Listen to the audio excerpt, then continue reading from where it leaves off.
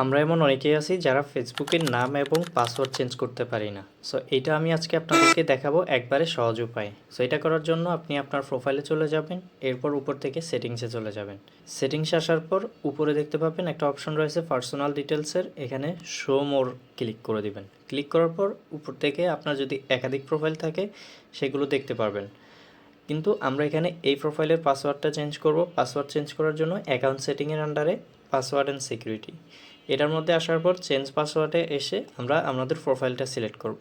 So এখান থেকে profile select করে আমাদের বর্তমানে যে পাসওয়ার্ডটা আছে সেটা প্রথম ঘরে বসাই দিব।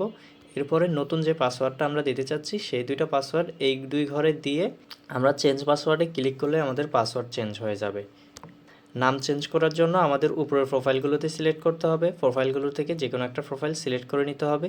দেন এখান থেকে নেম যে অপশন আছে সেটার উপর ক্লিক করে দিয়ে আমাদের এখানে নাম আমরা চেঞ্জ করতে পারবো।